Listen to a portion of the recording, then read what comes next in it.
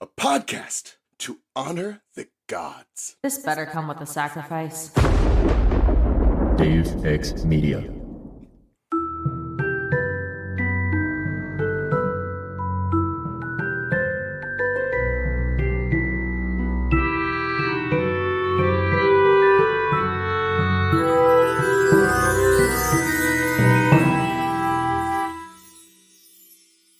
Welcome to the Restricted Section, the podcast where everybody needs therapy. With me today is my friend Mary Clay. Say hello to the listeners, Mary Clay. For the last time ever, hello to the listeners, Mary Clay. Oh my god, wait, I'm gonna start crying. Please do not cry. Also with us today is my friend Leela. Say hello to the listeners, Leela. Sup, bitches. I maybe am tearing up a little bit. It's the penultimate episode of the Restricted You need to get Section. new hobbies. She needs to sort out her priorities. I have so many other hobbies. I just really love you guys. And I love We're not this going show. anywhere. We I know, have I see you plans guys tomorrow.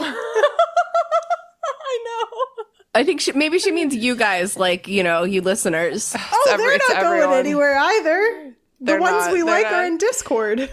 It's just, I don't get emotionally attached to a lot of things, and for whatever fucking reason, I got attached to this stupid fucking podcast. Anyway. That's valid. Just We're because here I didn't today. get emotionally attached to any of my projects doesn't mean you shouldn't. I put a lot of my heart and my soul I into know you this. did. We're here today to do our Deathly Hallows group therapy episode. Woot. I don't How's know if everyone? I've ever done one of these before, so I don't know what to do here. You haven't? Oh. Which isn't different from the last couple of appearances that I've made on this podcast. Bitch. I literally texted Mary Clay and I was like, do you even want to do this? And she was like, yeah. And I was like, okay. If I'm being honest, you were like, hey, you seem a little checked out. And if I'm being honest, it's because I just, what else do I have to say about Harry Potter? That Bitch, you're telling me about it. that I haven't Okay. already said, you know? Bitch, I know. But we got some questions here. We got some stuff to discuss. We're going to wrap it up nice and tight with a little Christmas bow. Nice and tight. And if you are listening to this episode right now, I do want to let you know that this very evening, December 18th at 8 p.m. Eastern Standard Time, we are recording our final Restricted Section episode ever. We are streaming it in our Discord server, so there is still time if you're listening to this in the morning on the 18th. You can sign up for our $1 a month Patreon tier for just today. You can give me $1, come watch the live stream in our Discord server. And depending then on the you billing, can- the way that you have it set up, you might Yeah. not even get charged until You might the not even get first of charged the a month. dollar. So you could sign up, join for the event, and then cancel. I think you can do a free trial. Wow. Yeah. I'm just telling you. And if you want to give me like $3, you can do that too. But just if you're interested in watching that, it's going to be a lot of fun. Please come on down to the Discord server. And it's not like I can send you a Zoom link. It's happening in the server. So You gotta join you if gotta you want join. to enjoy. Well, if you want to super enjoy. Our first point of business today is an email from Mott's. Yay! Thoughts. Yeah, I don't think it's going to be our last ever from Mott's. But let me double check that. He sent me, well, maybe, okay, let me see. He sent me an email today. Okay, no, that one's just for me. Oh my god, Mott's. That one's just for I me. like you just casually reading your mail. Just let me, Okay, I'm not so doing anything right now. Let I me just take- catch up. I take it back. I think this is our last Mott's thoughts. Okay, why is this making me tear Wait. up harder than anything else? Can I take that again? I had kind of a Yeah. hoarse throat. Do it. Mott's thoughts. Oh my god, you're almost as good as Andrew, the beautiful. original Mott's Thoughtser. Brought to you from beautiful Norway. I thought you were going to say brought to you from beautiful Leela. And beautiful Leela. Okay, so Mott's in true form has written like several things. So I'll read one and we'll, if there's discussion to be had, we'll discuss it. Mott says, "Hey yo, I can't believe we're here at the end of all things. I'm a bit emotional." Mott, that's so silly of you. I'm not emotional at all. I know Tina especially will want to just move on from this whole Harry Potter thing as soon as possible at this point. However, since I just cannot let things die, I wrote down some thoughts. Some Mott's thoughts, if you will. What's the He said about the episode and chapter. I think it's the epilogue. Oh, okay. The epilogue. Number 1, Mott says, the episode was truly everything I ever wanted. Look, this is how you do a callback, Joanne. The nostalgia that I felt listening to this was overwhelming. It was pure cacophony, just an absolute auditory clusterfuck. It was delightful. Thank you for making my day. Oh, you're welcome, Mott's. I did actually listen to that episode. It was very fun. It was great. I listened to it too. Oh my gosh. It's one of those things where I'm like, I don't know if we're actually funny or if Yeah. these are just my friends, you know? Yeah, you have to check. I think we are funny, and I compared it to the first couple episodes ever, and I was like, I am a lot better at balancing the sound these days. So that made me feel good about myself. Okay. Number 2, the name Hugo was absolutely Hermione's idea. And as someone, maybe Haley, said in the episode, it may have been after Victor Hugo. I love this because I like to think it was her way of naming their kid after Victor Crumb, just to troll Ron without him even knowing it. And she'd be absolutely right too. That's so funny. I love that. I like that a lot. I think maybe she picked the name Hugo because she liked it. And then like when he was like 5 years old, she just like sat up in bed in the middle of the night and was like, Victor Hugo. Victor. Okay. Number 3. I know everyone shits on the name Albus Severus, but I'm about to share the love, or hate, I suppose, a little bit. Lily Luna is such a bad name. I don't know if it's the alliteration, the two-syllable names, the meaning behind implications of both the names, or somehow a mix of all three. But every time I hear their daughter's name, it makes me cringe. But hey, at least it could reasonably believed that Ginny had some say in Luna's name being included. But even that I doubt. I'm so sorry you're in this situation, Ginny. Yeah, Lily Luna is quite bad. That's like if you were like Luna. Christina Caroline, Or like Christina Kahn. Mary May Watts. I crocheted a string from my Band-Aid into my project. Oh, that's pretty bad. I've never seen anything like that.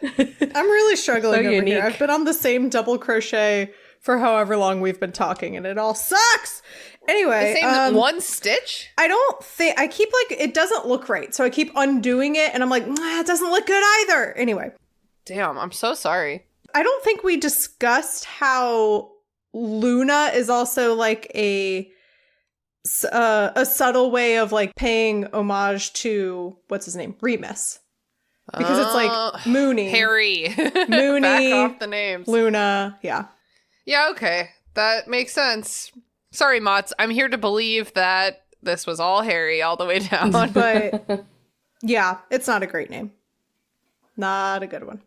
Okay, number 4. Mott's writes, Dear Ginny Potter, is it Nay? N-E-E, Nay, you know, born as? Oh, Nay? I've never said that out loud. Me neither. Weasley. I am not a relationship expert, but I do know Harry Potter, and I'm sorry you're stuck in a loveless marriage. And since the wizarding world doesn't have therapists, and don't try telling me that has changed in the last 2 decades, I know it hasn't, there's only one thing to do. I would recommend getting a divorce lawyer. Emotionally immature cop Harry Potter doesn't deserve you. Best of luck. Thank you, Mott's. Yeah, I mean, they get divorced in, you know, the play that shall not be named, right? Like, they they're not really? together. Yeah, I remember that. They're not together. I don't think they get divorced. I know that there's like a big marital spat separation moment for them because of like some of the drama that's going on with Albus, and Jenny, probably correctly so, feels that Harry didn't handle it correctly. I feel like having them divorce would be like too far gone for even Yeah, JK Rowling, for this you know? world, yeah. Okay. Mott's number 5. It's like the Mambo number 5. Yay. Quote, and all was well, unquote. This ending is absolutely terrifying. The fact that everything goes back to normal and that being treated as a good thing is some of the most depressing shit that I've ever read. I kind of agree. It does feel like nothing has changed, especially with all their discourse about like the Hogwarts houses and stuff. Yeah. Okay, he lists the reasons all is not well. House elves and goblins and God knows what other races are still oppressed by wizards. The incredibly corrupt and fundamentally broken government that we saw in earlier books returns to power at the end of this series. Oh, I'm sorry. He has a refrain. All was well. He's writing all was well in between all of these. I'm sorry, Mats. I'm not reading it correctly. All was well. The Hogwarts houses and sorting, not to mention its practices of pitting students against each other, still exist in full effect after the series ends. All was well. In the Order of the Phoenix, Harry's so-called revolutionary plot is to get rid of the new body of authority and replace it with the old one. Change is bad. After the Second Wizarding War, the new order is replaced by not an improved system of government, but by the same broken system of government that was before. Hell, as an Auror, and eventually the head of the Auror office, Harry becomes about as central as anyone could in the world to maintaining the status quo. Systemic change is not possible and status quo is good. There was literally a song in High School Musical about this. I can't believe that a DCOM from 2006 had more positive societal commentary than the novel series praised by many for that very thing. No. Oh my God. No. I fucking hate this chapter for so many reasons. I was going to reread it so that I could give it the full roasting it deserves, but I just couldn't do that to myself. So here was a slightly half-assed roast of the Harry Potter and the Deathly Hallows epilogue. In spite of my reminders of why you never want to think of these books again, I hope you're having a lovely day. And speaking of returning to the status quo, I figured that for this last email, I'd return to my old email sign-off one last time. I have the honor to be your obedient servant, M. Fur. P.S. I'm not sure why, but it finally occurred to me that this is kind of a big podcast and that every time I send in an email, there are a lot of people who hear my words. That's terrifying. Anyway, I'm going to stop writing before I go into a spiral. Hey, Mats, do you remember how you were a guest on this podcast 3 weeks ago?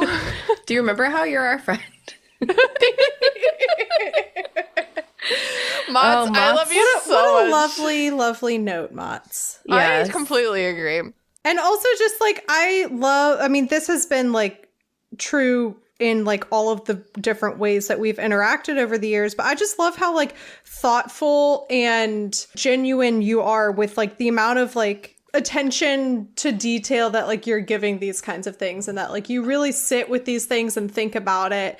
And I just, I thank you for sharing that with us and like letting us, get a glimpse inside the old noggin. Here. I'm going to toast with my LaCroix to that. A drink to the Mots. To the Mots. To the Mots. Not all men. You're right. Mots Feruli would never. Not Mots. Mots has been, I think, like one of the probably maybe the biggest side character in this podcast. Yeah. And we love you so much, Mots. Thank you for the email. Now on to my questions, because I asked listeners for questions for the final episode and for this episode, and I think everyone's done talking about Deathly Hallows, so I did not really get any. Okay, great. For this. No, but you're I right. wrote some. My first question is, looking back, how does the narrative arc of the Harry Potter series hold up? Like, super generally, super space brain, now that we have like the whole thing laid out before us. I think it works fine. It feels very complete. Like, obviously, when you look at it on a microscopic level like we have for the past 5 years, you find those holes. But I think overall, it feels like a very cohesive story. You're not left with like insane details that are going to be like gnawing at the back of your brain. I think you get a good sense of closure for the most part for like the main plot lines and characters. So I think overall, like that's, I don't know, there's value in that. Okay. Leela, what do you think? Yeah, I guess I agree. It's so hard to say yes to that after so many years of dissecting it and shitting on it. I know. I'm sorry to have done this to you. But hey, it's a classic. It's a beloved classic for a reason. So yeah. Mm-hmm. I was watching a TikTok the other day where someone was saying like, I think rightly so, we had such a adverse reaction to the author's thoughts and feelings being made public that obviously we disagree with and we've touched on a lot. And we kind of have this knee-jerk reaction to be like, oh, well, Harry Potter's actually trash books. They're terrible. And no, like, are they the great American novel? No, because they're British. They're British. You idiot. Are they perfect? No, but when you read them, she is a very good writer. She's very good at world building. She's very good at character creation. She's very good at captivating you and drawing you in and getting you to, as the reader, especially before the movies were made, imagine this world and these characters in your head and kind of like immerse yourself in pages, in words on pages, you know? And I think that, you know, I hate to give her credit for that, but like Harry Potter is a really great book to give young kids who are just, you know, showing interest in reading and trying to encourage them to like develop those reading and literacy skills on a different level. And yeah. The end. Okay, so I wrote this question, but I'm still gonna like nitpick the semantics of it. I think the arc of the Harry Potter series is fun and good. I think that it's like a great adventure, series of adventures. I think it builds. I think that like a lot of parts of it grow as you read more books. Now, I don't think the narrative arc holds up as much. And that is how I wrote this question, the narrative arc, because I think that a lot of the times, like, the pacing is bad. The true narrative arc doesn't start until the end of book 4. I think that, like, the narrative arc should have been shaped different. It should be shaped. It needs some shapewear. It needs some shapewear. Yeah, I was gonna start to try to describe the shape, but I won't do that to you guys. We're not fat shaming here on the restricted section. The most important thing is that it has this like inherent momentum in it, and like the more you read, the crazier it gets. And so I do think that like as a whole, it's good. I also think that that's why it's like way better to read blasting through it at 100 miles per hour than it is to read it like chapter by chapter, because like the big picture of it, I think, is better than all the tiny little details. This is why I quit Star Wars. Yeah. This has nothing to do with Harry Potter, but Leela, you wouldn't know this because you don't crochet. Mary Clay, you wouldn't know this because you don't have a cat. But a lot of the times you can't tell that a cat is fucking with your yarn. I'm rolling yarn right now. I'm not crocheting. I'm rolling it. And a lot of times you can't tell that a cat is fucking with your yarn until it's just suddenly like cold and wet in your hand. No, I have been there to witness this happen before at your house. Yeah. String is like, it's so stereotypical, but like the stereotype is true. God, like cats, yeah. They go nuts for some string. His eyes are like big as the moon right now. Okay, what is your favorite part of Deathly Hallows? You can do the movie or the book. What is like your favorite part of it? It could be like an abstract concept, or it can be like a moment in time. I can go first if you guys are thinking. Please. My favorite part of Deathly Hallows is the completion of Ron's character arc with his leaving and coming back and being like a grown-up when he comes back, basically.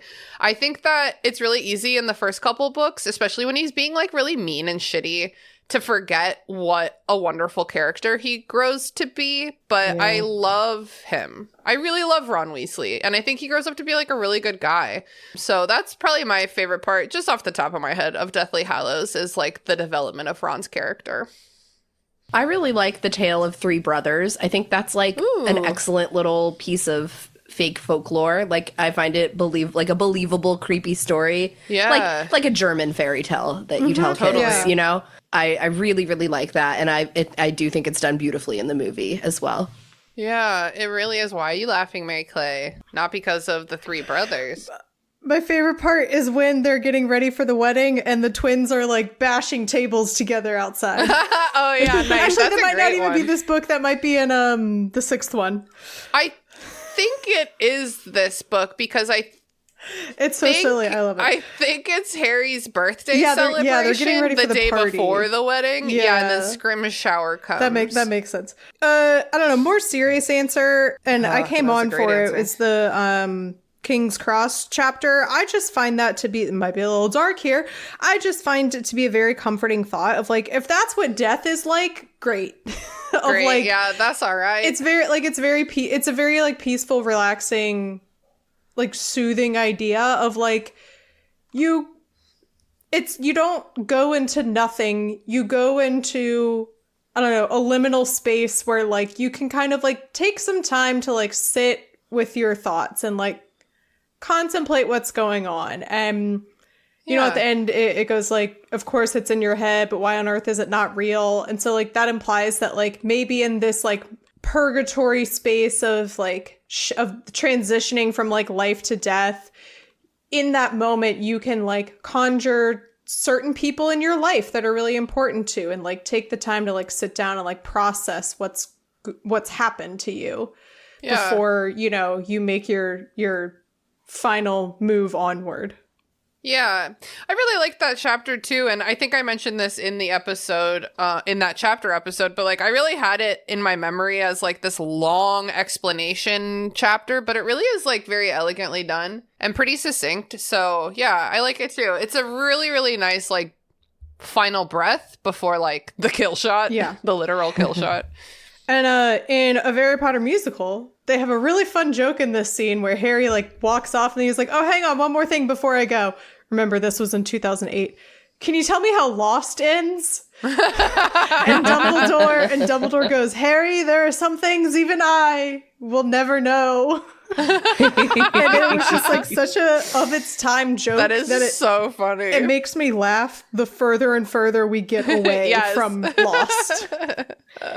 Is the one with Andrew Dumbledore Harry Potter? Okay, I get that and Puffs confused a lot because Puffs we've watched is a professional production.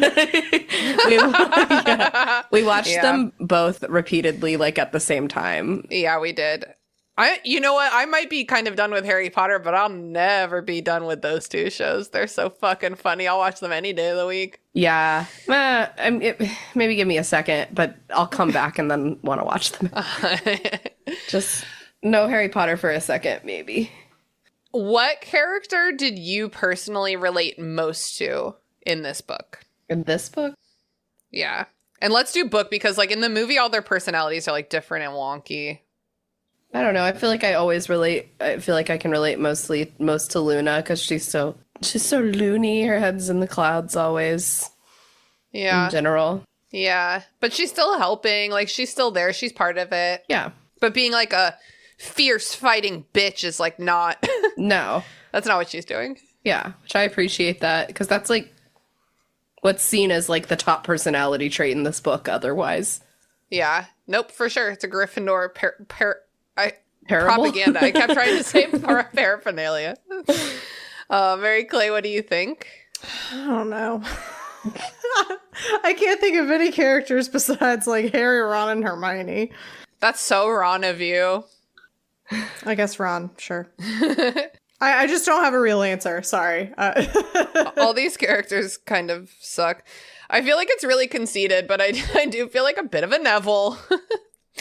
I also feel like Harry, okay, not because I'm the chosen one, not because I'm the hero, but because I'm like, I'm the only one who can do this. Everyone else is wrong and stupid. I have to do this on my own. I'm a huge martyr. And everyone's like, no, you don't. You don't have to do it alone. And he's like, ugh, you guys will never understand me. And, you know, I've been known to martyr myself. I was talking to my therapist about it today. It's very self-aware of you, which is very un-Harry. It's like, yes, true. That is the difference we have. But I'm also 30, so. True. And you have access to a therapist, as we have discussed. Harry does not. I do. He could just go to a muggle therapist to get institutionalized. But like, no, hang on. Time out. He cannot reasonably discuss his issues with a muggle therapist. He would get institutionalized. Literally, I was reading Twilight New Moon today. And she's like, I really should be in therapy, but I cannot talk to a therapist about my problems. And I'm like, that is self-aware of you, Bella Swan. Yeah. For once. Anyway, hop on over to BBR in a couple weeks. New year, new moon, baby. Yeah. Okay, what character gets the most development in this book? Like, who's developing out here? Or whose character development was like the most satisfying, perhaps? Neville, right? Yeah. Neville's is really good. Yeah, and I think you already mentioned it, Tina, that Ron has a great, development arc, and we actually get like focus on him rather than him just being like the stupid best friend or whatever, Yeah. In addition to that, we also get a lot of development of Luna in this book that does not get into the film. When she's not present, when they're in her house and they like explore her room and they see that like picture of her and her mom, and they note that she looks more taken care of than they've ever seen her. And like she has that big mural on the ceiling of like friends, and I think that is like some really good character development too. Oh, that was very sweet and sad. That's so you, Leela. Just like, what's happening? I don't know. I love my friends. Yeah. Uh-oh, I got kidnapped. Ruh-roh. Okay. Looking at like every move that was made by the trio in this book, Mary Clay's already shaking her head. Every move that the trio makes, like, what would you have done differently from them? Nothing. Like, what else would I have fucking known to do that they all didn't know to do?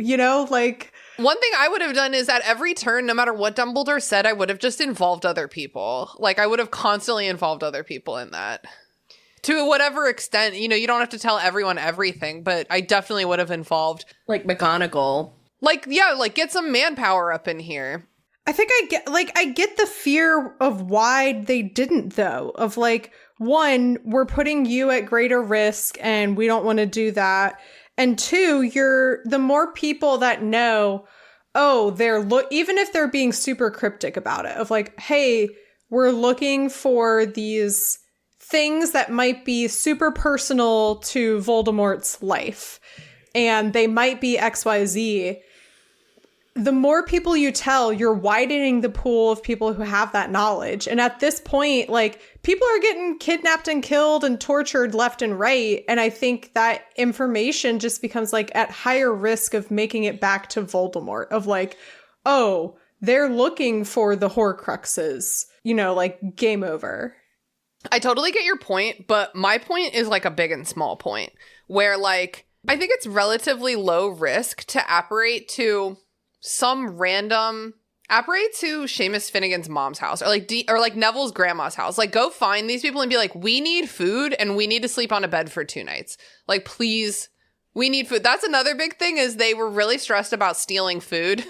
And I just wouldn't have been. I would have been stealing food, like, happily. Yeah. I would have not sent my children to school that year. Yes. Oh my God. The trio didn't do that, but I do completely agree with you. Oh, yeah. Forgot that was the question. Well, I think they say at some point that, like, they're checking registries to make sure that the kids are being sent to school, and they're showing up at knocking down doors when kids are not showing up to school. So I don't know how much of a choice people had. I was wondering if that was something I just didn't remember. Took a chance. Yeah. Turns out I didn't remember it. I might be making that up also, because... Oh, it sounds real. I trust you. It sounds real, but I don't remember it specifically. Great. Good enough for me. Yeah, good enough for me too. I probably would have gone to Godric's Hollow a lot sooner. Like, granted, that was a big mistake. Big mistake. Tina, you did it again. But, like, they just are, like, so out of ideas for, like, months. And, like, it's the only idea, and they're just, like, a little bit scared. And also, if they had just gone when they originally had the idea, maybe the snake wouldn't have been there yet. Maybe they could have actually talked to Bathilda Bagshot. Yeah, the food thing really bothered me. I guess those are the big ones. I'm trying to think of anything from, like, the second half of the book. I'm just putting myself in the headspace of, like, being a dumb, 16, 17-year-old. I would not have had any better idea of how to handle this situation. That's why they just needed to involve adults. I feel strongly. Oh, I probably would have shot to kill. Like, I don't think anyone in the order was shooting to kill, and I just feel like I would have been killing people. Yeah. I would have been, and even Harry, as Harry, I would have been trying to kill people. As Hermione, I would have been going to get some, like, muggle weapons. Be like, yes. Hey. Oh my God, yes. I'm going to buy a gun. Let me bring a gun to a wand fight. Yeah. What is, like, the weakest part of this grand finale? We said that it was, like, a pretty good resolution. It ties up a lot of stuff. But, like, what is, like, the weakest part. I mean, the obvious one would be the epilogue. Oh, yeah. But that's not, but you mean the finale. Hey, man, whatever you think the question was asking, Yeah. that's what it was asking. I think the Deathly Hallows, like it. The vibes are great, but the plot is not.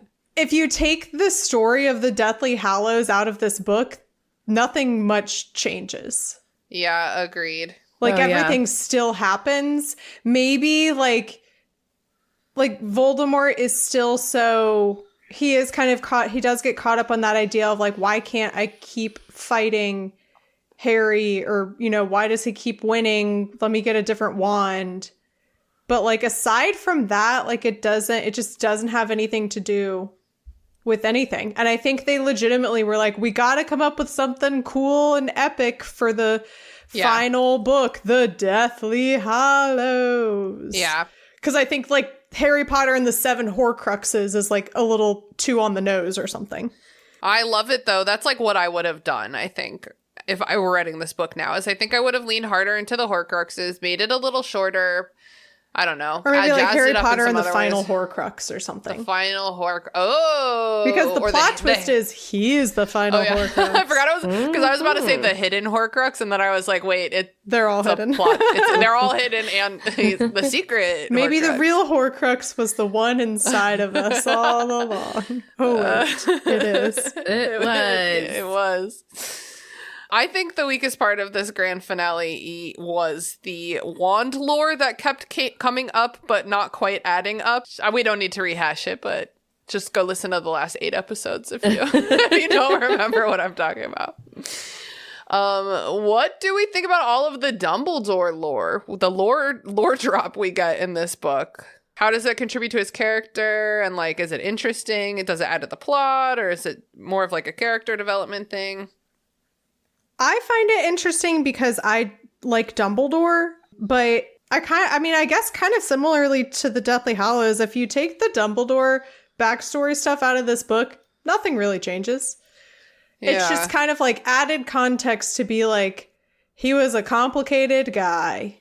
Yeah, which like goes on. I would have liked it better, I think, if the book had taken that one step further. I'm always telling my authors in my edits to take this one step further and use this as an analogy to help Harry realize that a lot of things are complicated and a lot of things are not black and white. You know what I mean? Yeah. Or you have, the lesson, quote unquote, at the end of the day is like, Dumbledore's like, I'm just some guy. And you know what? So is Voldemort. Yeah, So something like that. Like you can take him all down. that we've learned Yeah. and drive it home. Yeah. I love overall when narratively it comes down to like, hey, he was just some guy. Just some guy. That's how I'm thinking about Harry right now. He was just some guy. I do think that I like Dumbledore best in this book when he's dead. I like that Harry's mad at him and like questioning the authority. But again, like Mott said, like questioning Dumbledore's authority doesn't lead us to any conclusions. Mm-hmm. I think, and maybe it's also just like representative of, it's like a real life experience of grief and death that like, Yeah. people die and they leave you with these questions and like perceptions of who they were as a person. Like who was Dumbledore versus how did Harry see Dumbledore, and like who is the real Dumbledore, and like ultimately when someone dies, those questions like kind of die with them, and like that's just ultimately like you just sometimes don't get closure at all. Yeah, but you don't get Harry that. still does though. Yeah.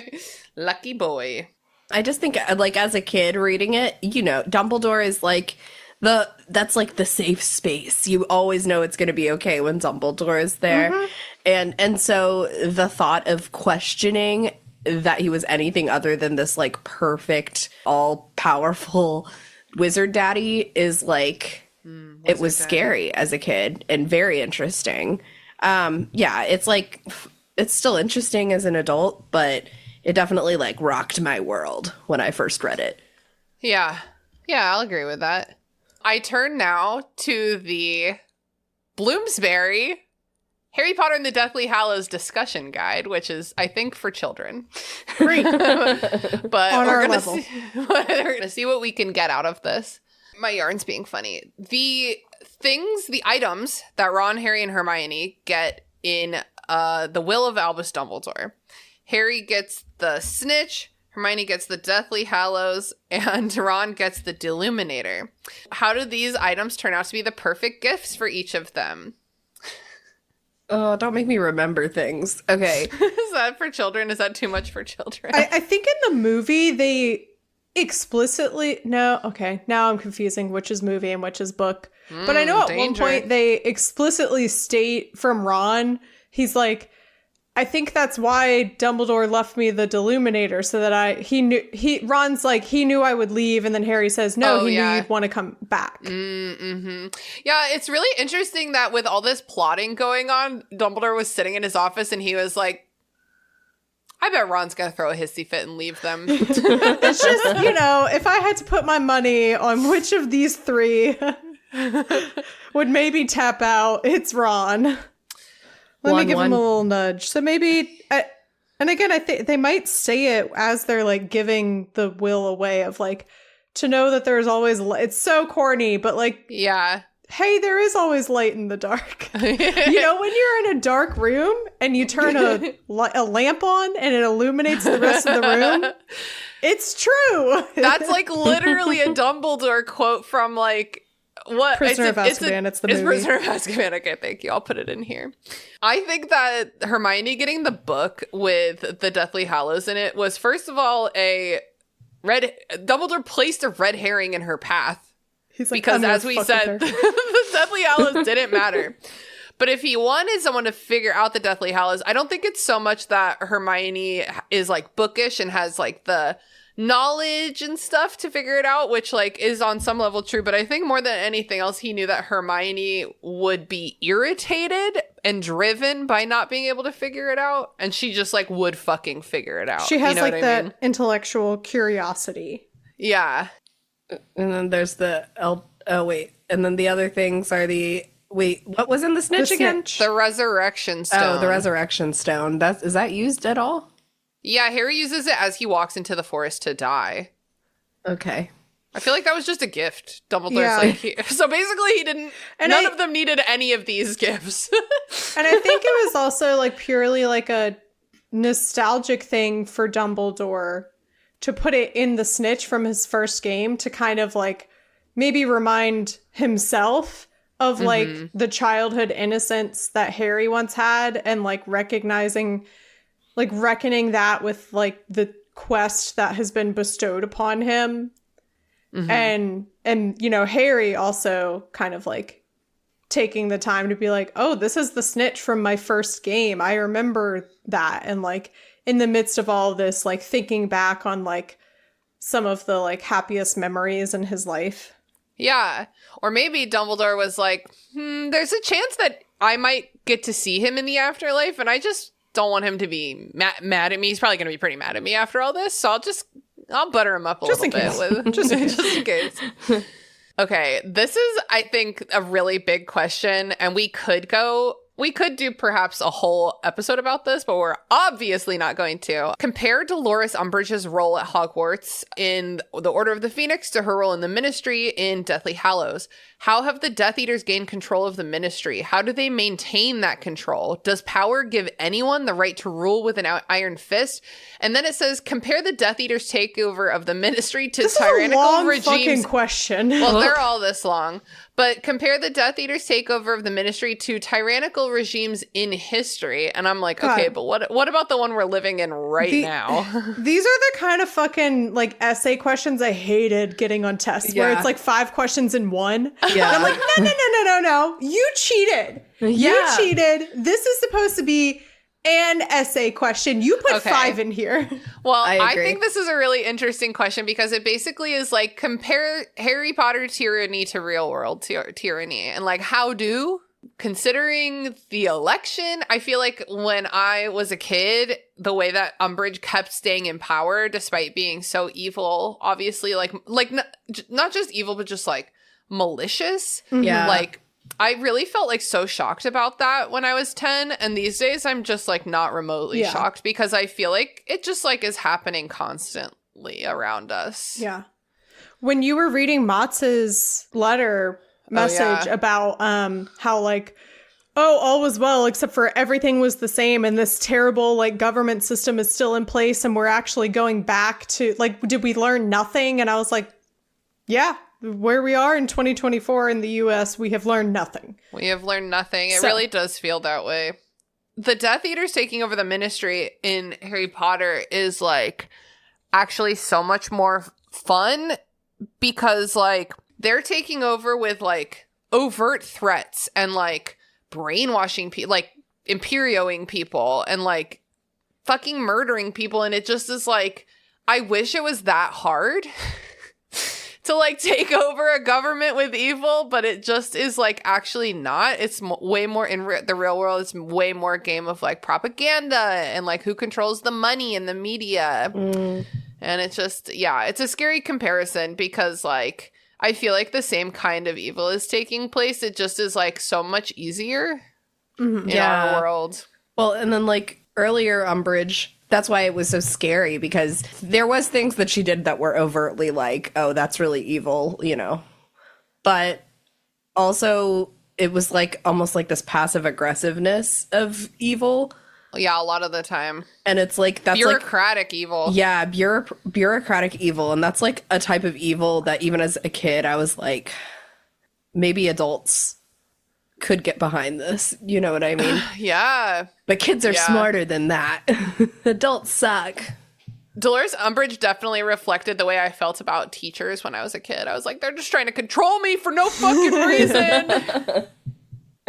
And I mean, granted, you know, this is a children's book. It's a fantasy world. So these themes are going to be much more obvious and apparent. But like... Yes. Yeah, you're right. Comparatively, I think when we make these comparisons of like, oh, the Death Eaters are Nazis. The Death Eaters are Nazis. We are expecting... When we translate that to real world, we're like, oh, well, everything's fine because it's not like we have Death Eaters kicking down the...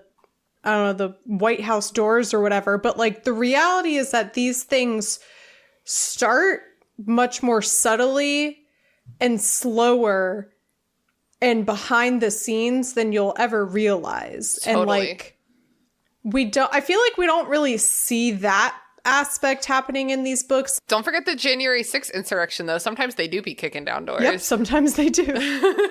It's all like very dramatic changes where like all of a sudden Voldemort is back. It wasn't like yes, there were signs of like, oh, he's still around, he might be good, but like all of a sudden he is back.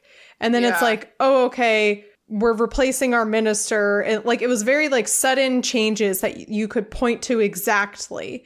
Whereas like a lot of other things are much more gradual and slow and, you know, like, and that's what makes it scarier. Yeah, I agree. Yeah. It's like I remember on election day texting my dad and being like, I feel like we are all the frogs being boiled in the pot. Like, you know, the analogy of like, if you put a frog into I don't know why it's a frog, into boiling water, it will hop out. It knows that it's being killed. But if you put the frog in the water and you boil it slowly, it will stay and get cooked. I don't know if that's real. No hate on frogs. I don't know anything about you. That's just how it goes. But like I texted my dad and I was like, I feel like we are the frogs being cooked right now. And he was like, yeah, totally. And I was like, okay, so like what do we do? What do we do? What do we do about that feeling? And then there's not always a lot to do. There's like a lot of fear out here. And I think we see that reflected in Harry Potter too, is a lot of fear and confusion. And I'm thinking about xenophilius, like good people doing bad things to protect themselves and like being driven to stuff that they wouldn't normally do because it's fucking crazy out here. Here's the next question. This is so funny. This is for children, by the way. Is Harry Potter a hero? Is he a true hero? He's the villain. Wouldn't that be wild? Yeah, it just depends on what perspective you take. Yeah. I mean, no, he's like the reason all of this happened. So no. I mean, he's quite literally our reluctant hero. Reluctant hero. He didn't choose to be in this position, but he didn't decline it when it was thrust upon him. So yeah, I kind of think Harry Potter is not a real hero until the very end when he walks into the forest. I think that's when he like becomes a real hero. He really thought he was going to die and he was happy to do it. And then he like came back fucking ready to take advantage of that. And he, much like Jesus, died to protect all of us with his love magic. Yes. And that's up until what then, he was do. just like a circumstantial hero. Yeah. And he like, you know, I know I've mentioned a lot that I would have been shooting Voldemort. If I'm trying to kill Voldemort, I would have been shooting to kill. But on some level, and especially for kids, I think it is very cool and in some ways heroic of Harry that he manages to finish off Voldemort without betraying his own morals of like not wanting to kill, much like Aang in Avatar: The Last Airbender has like that same struggle, a lot more nuanced and better in Avatar. But I think that's like pretty cool of him too. You know, it's annoying as an adult, but you know, I think there's some cool parts of that. You know, he really looks down very hard on fucking, you know, I can't do proper nouns when I'm on the spot, on fucking rat face Mickey. Peter Pettigrew, little lump of a boy. I'm so glad Tina was here to translate that because I wouldn't have gotten there. Do you mean Rizzo the rat from the Muppets? Yeah, Rizzo. That would be so funny. Wait, okay, Harry Potter Muppets. Oh my god, Harry Potter Muppets. Well, obviously Harry's Kermit. Yeah, Harry's Kermit, our hero. Who's the token human? Ooh. I want it to be like McGonagall. My first thought was also McGonagall. I kind of also like, especially if we're doing Deathly Hallows only, I kind of like Neville also. He's just like not in it enough, I feel. You're right. I'm just thinking, I have the second movie in my head and he's in it a lot. It would have to be the new Defense Against the Dark Arts teacher is the human every time. Well, there could be like a couple. That's fun. You know, like you know, like in A Christmas Carol, there's like a couple of humans mixed in, or just like I think Aberforth would also be a very funny only human. Yeah. Okay, who are you gonna cast for him? It needs to be like a crazy old man. Hang on. What? I'm gonna cast the same guy. Hang on, side we gotta go back because I have a terrible joke. Okay. What do the Muppets call their homemade porn site? Only humans. Sorry, that was really bad. You just said only really human. Bad. You said only human and Only humans. Oh. What was the question? Is Miss Piggy going to be Hermione? Is that what we're doing? No, we can't do that to Hermione. I think Miss Piggy has to be Dudley because he's always described as looking like a pig. Oh. Don't do that to Miss Piggy. Ooh, or Umbridge. Oh, guys, this is mean to Miss Piggy, okay? She's got that hi-ya! I want to see Miss Piggy smack Draco Malfoy across the face. Actually, yeah, that'd be good. And it would be good. We would just have to. And obviously, Miss Piggy and Kermit, like, together, classic combo. We love their vibes, their energy. But then, like, that's Harry and Hermione. I know, it's getting messy. Oh, God. There's not enough Muppets. Who's Ron? Is that Ron Rizzo? We just keep trying to put Rizzo in everything. Ron is Fozzie Bear. Oh, yeah. That's good. Yeah, that feels right. Maybe Luna is Gonzo. Oh, yeah. Okay, I'm liking this. And then all the other Muppets are boys. Oh my god, and Statler and Waldorf can be the twins. Yeah. It's perfect. Oh. That's right, went Santa. We're Marley and Marley. Leela and I just watched the fucking Muppets. Yeah. Christmas Carol. These are for children. Oh my god, I got to the group activity project ideas. Oh my god, what are some of the ideas? It's a group project, guys. Divide the children into 7 groups. Allocate each of the groups a book so each book is discussed. Can you imagine one class reading all 7 books? It's a lot. Give the children a few minutes to write down a list of all the things they liked about that book. Now talk about fucking group projects. God damn it. PowerPoint presentation about why they liked it. Okay, this sucks. Bloomsbury, this sucks. Okay, this is more fun. Draw Voldemort. Draw Voldemort. Harry Potter charades, wizardry and pictures, and produce a small crossword. Bloomsbury, this kind of sucks. Okay, but your little illustration of Harry is really cute. Okay. We haven't been recording for very long, but I'm kind of out of ideas. I kind of like the Muppet thing. This is what I meant, is that I just still, there's nothing left in me about I feel like I have agree. said every thought I have about Harry Potter on this podcast. I agree. I do think our final episode ever is going to be like 2.5 hours long, because I have had so many people reach out to me to contribute stuff to that episode. This episode, people kind of just skipped over a little bit. Let me take a quickie little look in the server to make sure that I didn't miss anything. Well, didn't you say that people had like submitted questions For next week's episode. Yeah. Okay. Yep. But I'm just going back to make sure I didn't miss anything. Okay, Hagrid would definitely be like one of the big Muppets, right? Oh yeah, the Ghost of Christmas Present. Yeah, Christmas Today. it's the same thing. Ralph. Who's Ralph? The doggy one. That's Fang. No, that's stupid. Lupin? I don't know. Oh my god. Okay, that's pretty funny. This cannot be entertaining to listen to. I'm sure it Tina's can't. definitely gonna edit out all of the awkward ums. No, and she's stuff. gonna leave it in. No, she literally. I don't leave in awkward ums. That's too far. That's a bridge too far. You told me you don't edit my mistakes. You only edit guests. I do if they don't sound good. You just saying and drifting away isn't. That's not a mistake. But if you misspeak, that's pretty funny. That's pretty funny. Okay, I got nothing. Yeah, everyone just asked about the whole series stuff, so we're over it. We're over it, guys. We're over Deathly Hallows. We don't want to talk about it anymore. Yeah. How about that? I just wanted to say that I'm really grateful that I was You're included. gonna make her cry again. Leela's Make doing myself like cry. a goodbye speech. You know, I didn't really have many friends in Richmond at that point, and I sort of stumbled into this friend group. I needed a new drug dealer, and Tina was a female drug dealer in Richmond. Much better than Craigslist Mike, my previous so true. weed dealer. That's what it's going to say on my tombstone. Better than Craigslist Mike. That's a good epithet. Yeah, and then I was like, I couldn't believe that you guys like had a podcast. Like, you know how like people who don't know about podcasts think that like only famous people can have podcasts? Yeah.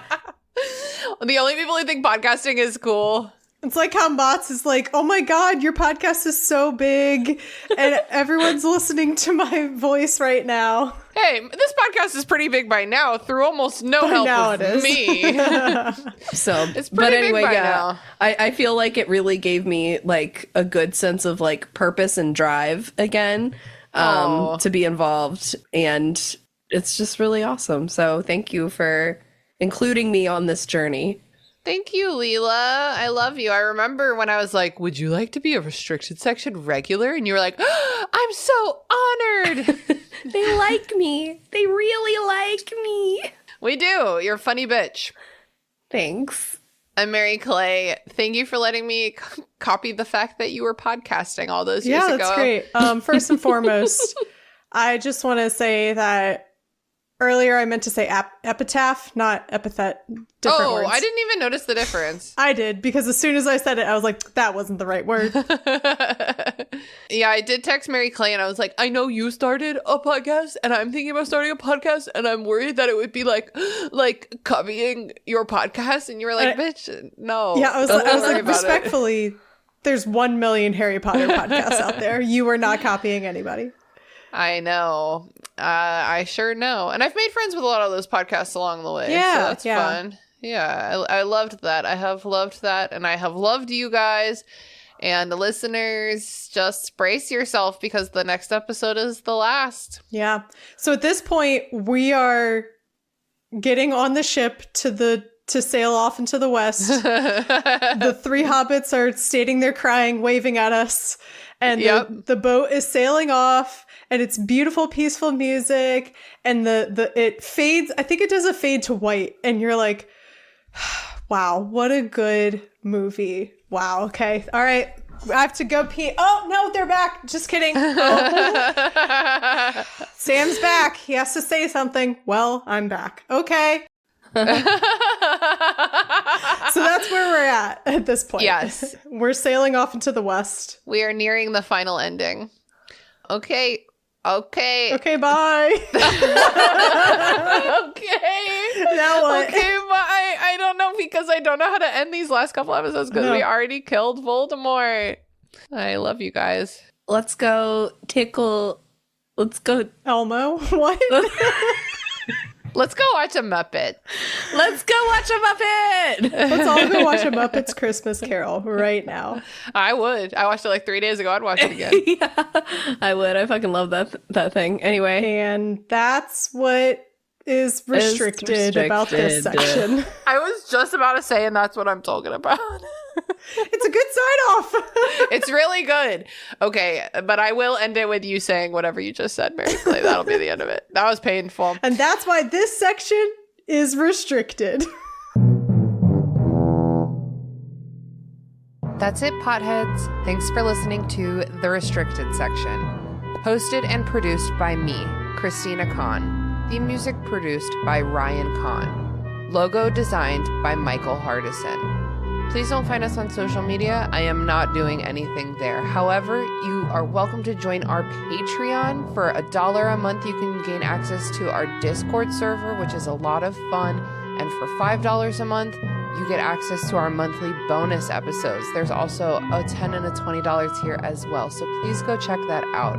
We are honored to be part of Deus Ex Media Podcast Network, which features lots of wonderful podcasts for nerds, including this one. I'm Christina Kahn. And I'm Lelia Hilton, And this is Burn Before Reading, the podcast about shiterature. We're here to examine the terrible writing we did when we were younger. Like that school project you were really proud of. Or that poem you wrote when you got dumped. Well, how about that apology letter you wrote to your mom when you got into that fight? Or the song you recorded before you knew how to write music. Okay, don't at me.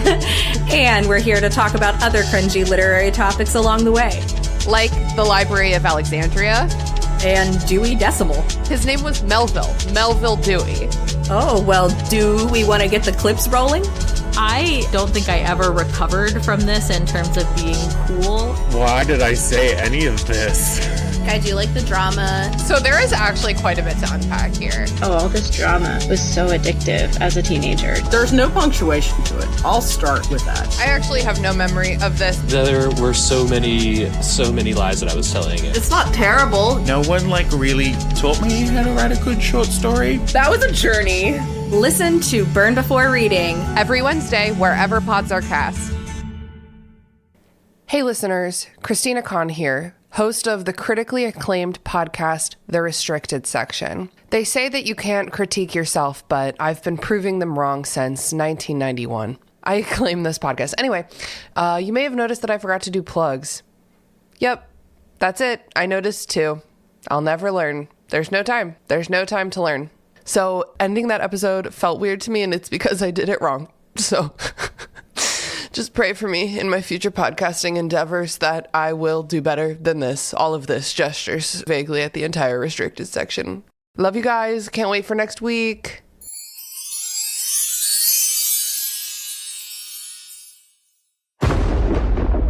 Deus Ex Media.